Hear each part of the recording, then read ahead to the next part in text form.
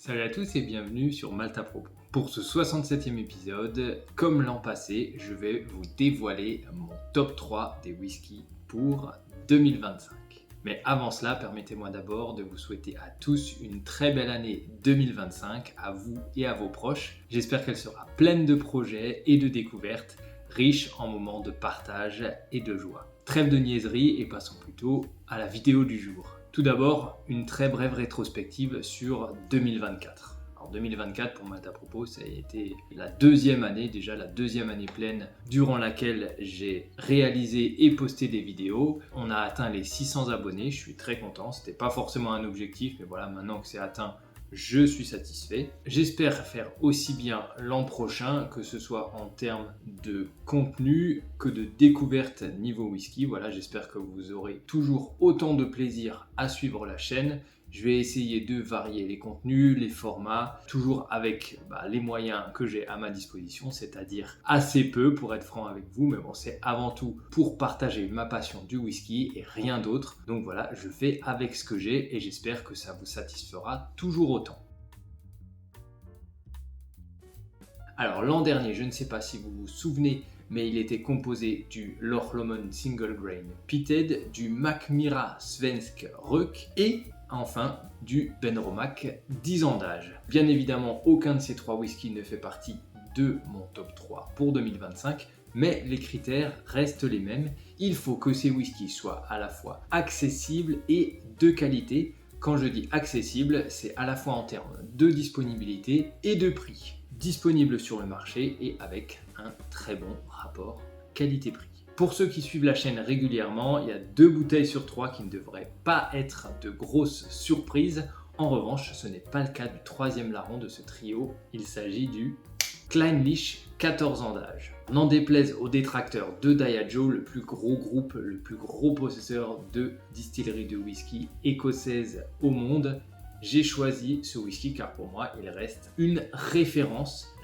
qui était d'ailleurs passée sous mon radar pendant de nombreuses années, le mal réparé et je dois dire de bien belle manière. En effet, j'ai pas encore eu l'occasion d'intégrer le Clynelish 14 ans dans une de mes vidéos, mais ça ne saurait tarder car c'est vraiment un whisky de qualité. Au niveau de ses caractéristiques, c'est assez classique. Une mention d'âge, embouteillé à 46 degrés d'alcool, par contre il est coloré, ça c'est assez incompréhensible. Au niveau de son profil aromatique, bien que ce soit classique, c'est très bien fait. Un fruité qui se rapproche pour moi d'un whisky comme le Glenelgin 12 ans ou un Glenmoray âgé. En revanche, on a une texture et une longueur en bouche qui sont vraiment au-dessus de la moyenne. Voilà, cette texture très particulière, soyeuse, cireuse, et c'est également un whisky dans lequel on ressent la maturité, on ressent les 14 ans d'âge. Je vous le recommande chaudement, il est 3e pour cette année, on le trouve facilement sur le marché français, toujours autour de 50-55 €.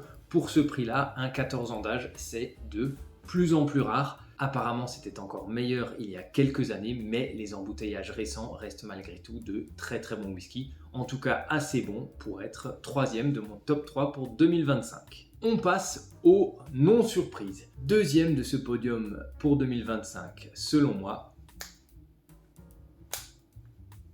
le Waterford Argo. Comme vous le savez, je suis un fan quasi inconditionnel de Waterford, du travail fait par Marc Régnier dans cette distillerie irlandaise, et j'ai été tout particulièrement séduit cette année par cet embouteillage-ci. C'est l'entrée de gamme de la distillerie, le Waterford Argo, embouteillé à 47 degrés d'alcool. C'est un as apparemment très jeune, mais on a déjà dans cette bouteille tout le caractère de la distillerie, et cela pour une 60aine d'euros. Cette bouteille se trouve très facilement sur le marché français et pour moi c'est le sésame qui vous permettra de découvrir le caractère, la personnalité du whisky Waterford. Déjà parce que c'est largement la bouteille la moins chère de Waterford qui est sur le marché aujourd'hui, et en plus parce que je trouve qu'on a déjà toutes les subtilités du profil aromatique de Waterford, ou en tout cas les spécificités du profil aromatique de Waterford. C'est une bouteille qui ne vous laissera pas indifférent. Soit vous allez adorer, soit ce sera malheureusement pas votre truc.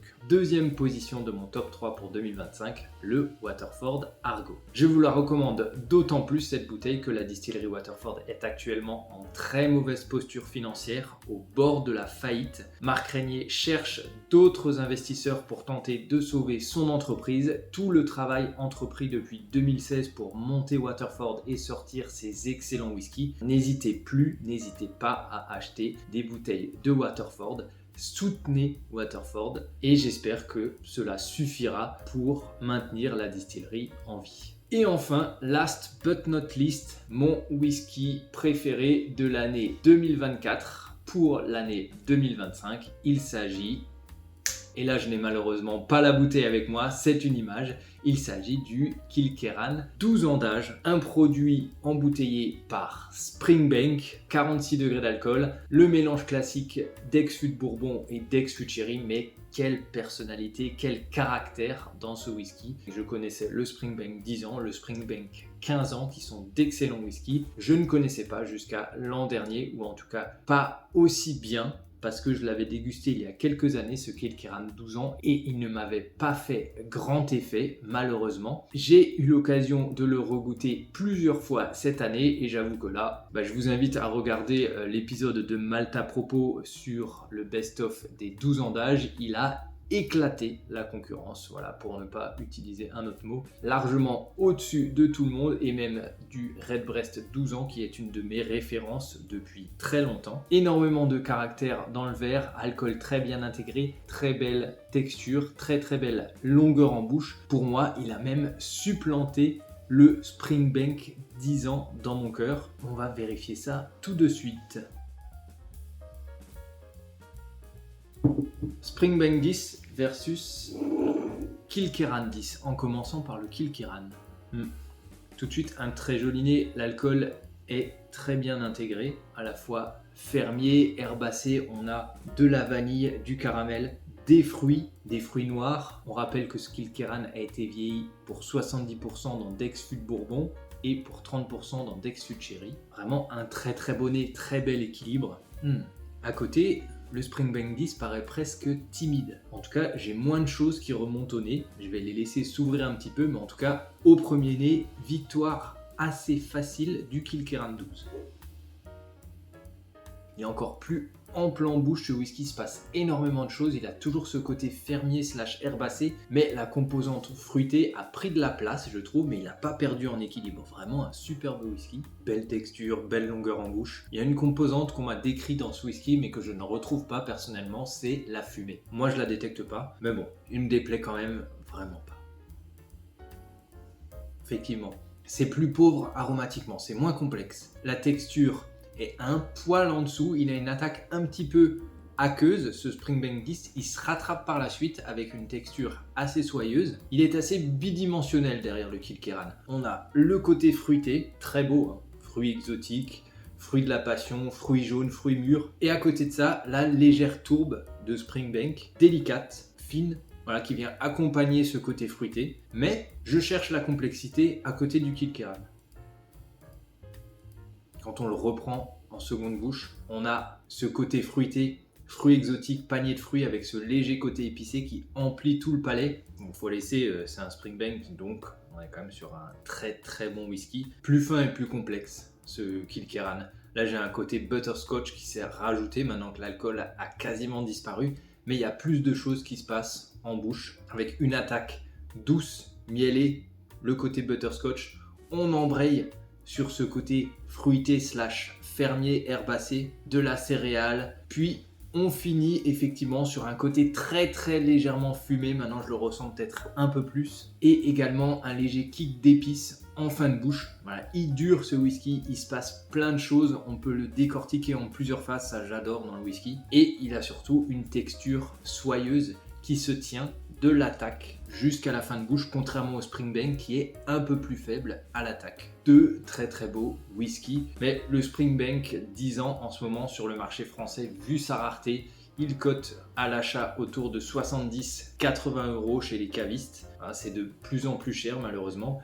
Ce Kilkerran 12, il y a un peu moins de demandes. Ce nom, cette marque est un peu moins connue que son cousin Springbank. Donc le Kilkerran 12 est maintenant passé en dessous au niveau prix de son cousin le Springbank 10. On le trouve autour de 70 € sur le marché français en général. C'est certes un petit peu cher pour un 12 ans d'âge, mais je pense que c'est un des meilleurs, si pas le meilleur 12 ans d'âge du marché, en tout cas en embouteillage officiel. Et c'est pour ça qu'il termine premier de mon top 3 pour 2025. Voilà, on arrive à la fin de cette vidéo déjà. J'espère qu'elle vous a plu, j'espère que ça va vous donner 2-3 idées d'achat pour cette année 2025. Encore une fois, je vous la souhaite belle, je vous la souhaite bien remplie, pleine de découvertes whisky. Et puis on se retrouve bien sûr bientôt pour un nouvel épisode de Malte à propos. Ça change pas. Restez connectés, à bientôt sur Malte à propos. Et bien sûr en attendant, le plus important, portez-vous bien. Ciao.